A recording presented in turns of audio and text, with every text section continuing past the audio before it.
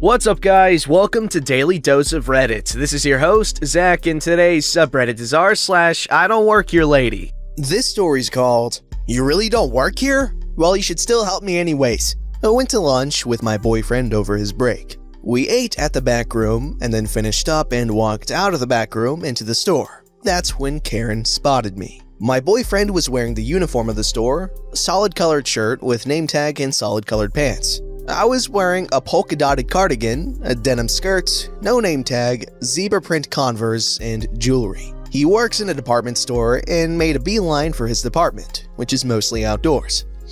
I decided to stick around to buy some windshield wiper fluid, so was walking towards that aisle. Karen flagged me down. "Excuse me, hi, I'm in a rush, babe, so, hi, actually, I need to buy a desk fan.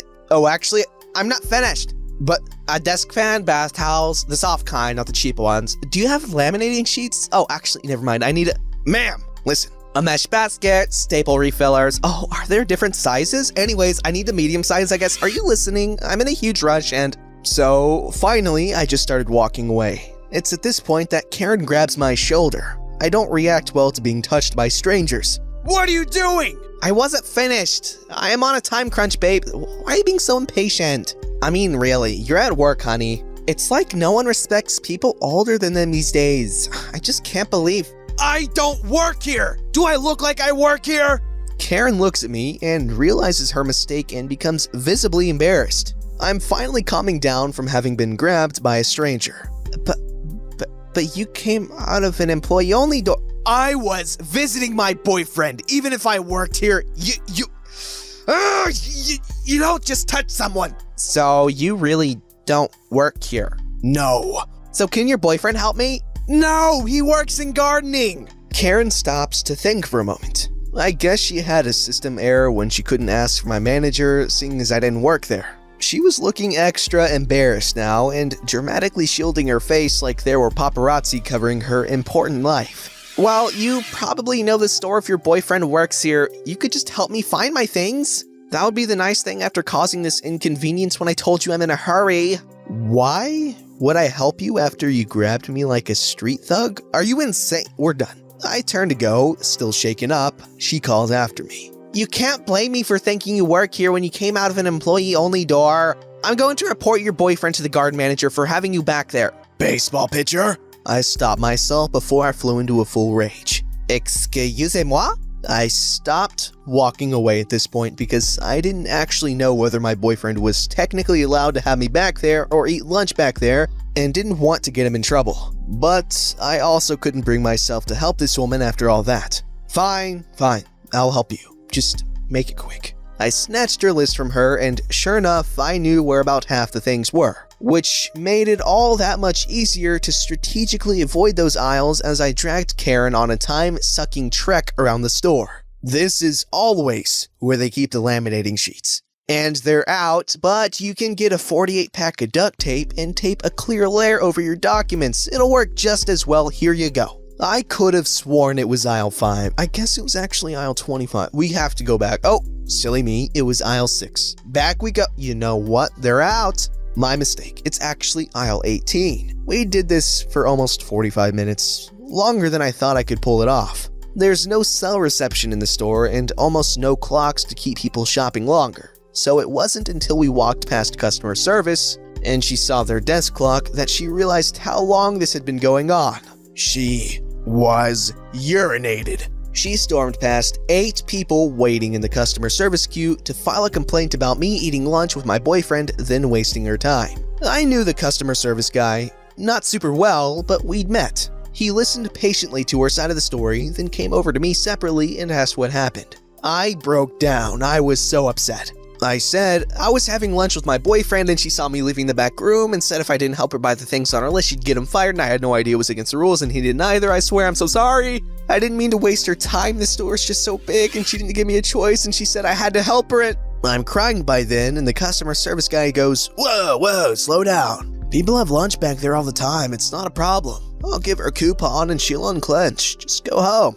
So I lingered to be sure the customer service guy didn't get into any trouble defending me because on the hierarchy, he was basically the same level as my boyfriend, so would be vulnerable if Karen escalated. Ma'am, if you'll just join the line, I'll resolve this issue to your satisfaction. Are you freaking kidding me? I just missed my appointment because of that backroom bimbo and you're telling me what? Wait, what? Where? What? Where's your manager? I can call my direct supervisor, ma'am, but you'll have to wait for him at the back of the line. These other customers have been here, and once I service them, I'll help you right away. I want to talk to him now. He isn't back here at the moment. He's attending to business elsewhere in the store. But I have him notified that he's needed at this desk and he'll be here to assist you at his earliest convenience. Don't try to play me dumb. He's back there. I can tell he's back there.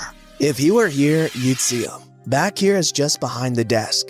Further back, all we have back there is a fax machine and file cabinet. I assure you, there are no offices or anywhere anyone would be staked out to avoid you. Now excuse me, I need to help this customer. Karen keeps trying to get his attention and he keeps helping someone who's returning a cartload of stuff. Finally, Karen tries to launch herself over the counter, but does not have the agility to make it over and just kind of bounced a couple of inches off the ground. Security came over at this point and asked her to either join the queue, shop, or go home.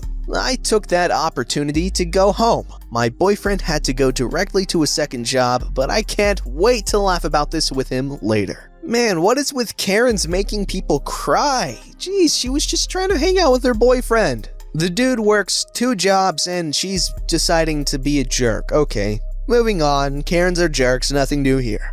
This story's called The Attack of the Burger Karen. So this didn't happen to me, it happened to my friend, but I will be telling it in first-person view like he told me. So a little backstory. My friend works at a restaurant. I won't say the name of it though, I'm sure some of you will try to guess what it is. The cook had a bad attitude and disrespected my friend a bunch, so my friend quit and found another job at a different restaurant. He is friends with a couple of the waiters though. Meet the cast. Karen? Poor kid. Me? Manager. Waiter. On to the story. So this was either a Friday or a Saturday, and I wasn't working that day, but decided to visit my friends and have some lunch. Note, this was around 1 week after he had quit his job there and gone to a more autistic-friendly place. So in walks the Karen, talking to poor kid who looks maybe 15. Now, I was talking to a friend who was on a lunch break with me, and the entitled mother and poor kid sit down at a table about 3 away from ours, but it is in eyesight.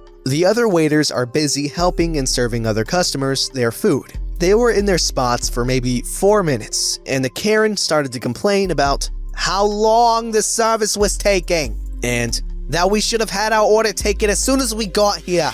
Then she spots us sitting down and eating, stands up and does some kind of an army march towards us, and then stares down at me, I'm guessing trying to intimidate me or something. Why aren't you taking our orders? And you should be eating on the job, it's unprofessional. I don't work here. Don't you lie to me, I saw you here last week taking orders. Well, excuse me, but you don't need to yell. He really doesn't work. I'm not talking to you, you lazy racial slur. Whoa, okay, lady, you need to calm down. Don't tell me what to do. I am the paying customer and I won't allow you lazy ways to corrupt my daughter into thinking she can be a lazy racial and homophobic slurs like you. You're not even in your work clothes, how unprofessional. Poor kid looks like she wants to disappear. Lady, I do not work here anymore. Go back to your table and wait to be served or leave and eat somewhere else. Just leave us alone. You are disturbing us and others around you.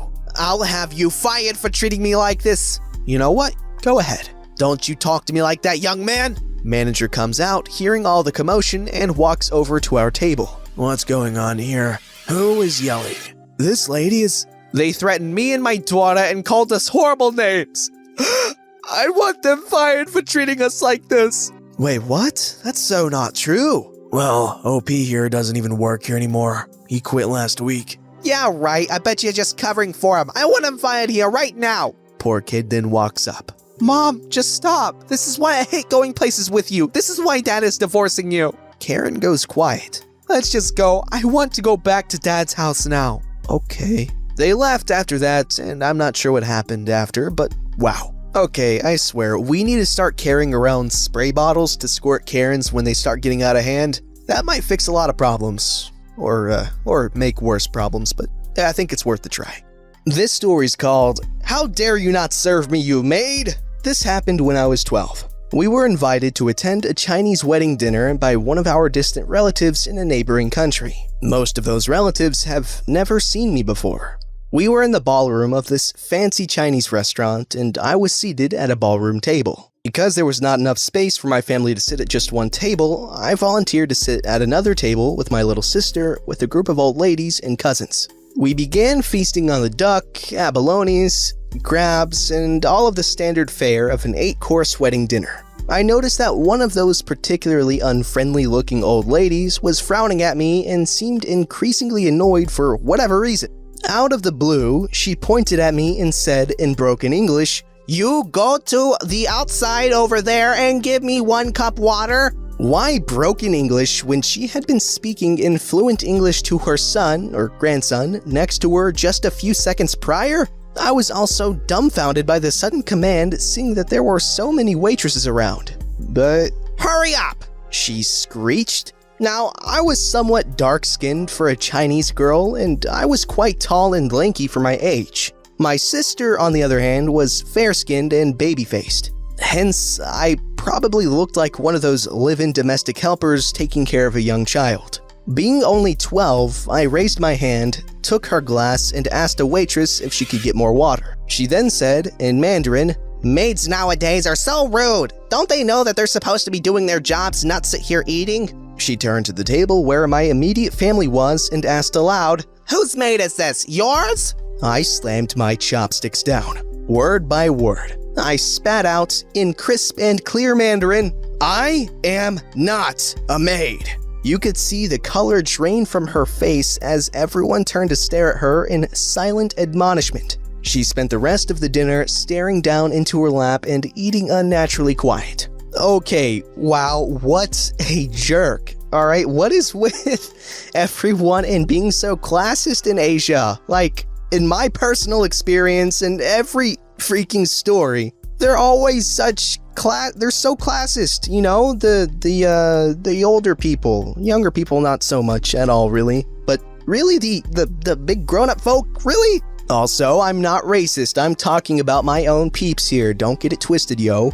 This story's called Karen Messes with Almost USMA Cadet, Big Mistake. This happened last night, and apologies for the length. Here's the cast. There's Hero, me, Karen, entitled shopper determined to ruin Hero's night, Agnes, a sweet old lady. I've been working at a theme park for the last 5 years, and while I love my job and coworkers, I'll be the first to admit that the job has stresses and a fair share of Karen/Kyles. Last night, I had just gotten off an almost 11-hour shift and was exhausted.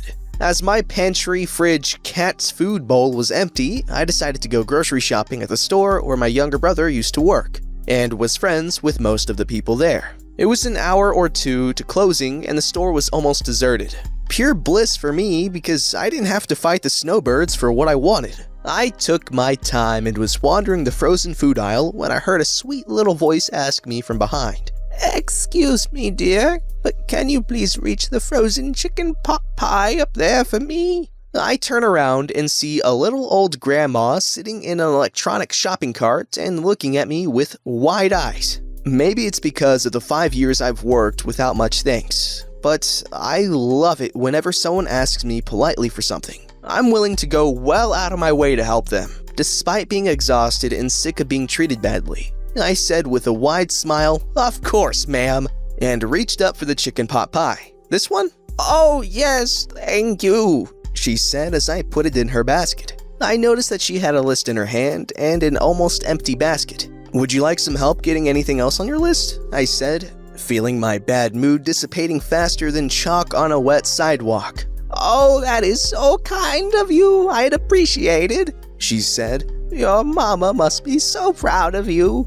I laughed and said, "She raced me right." So, the next 20 minutes or so, I walked with her and helped her with her list. As we walked, we got to know each other. I learned her name was Agnes, she had 3 children, 6 grandchildren, and her first great-grandbaby was on the way. By the time she got to the end of our list, it's safe to say we became good friends. I left her at the registers, knowing that the employees at this grocery store would help her get them to her car. Agnes smiled at me and thanked me once again. Now feeling much better, I decided to finish the rest of my shopping. I decided to make my way to the deli for the best chicken salad. I love me a good chicken salad sandwich. While I looked over the packaged salad to see which had the most craisins/raisins, I heard it. A cleared throat. The war call of the wild Karen. Not wanting to let her destroy my good mood, I turned to look and was face to face with a Kate Gosselin haircut, plastic surgery-addicted trophy wife body,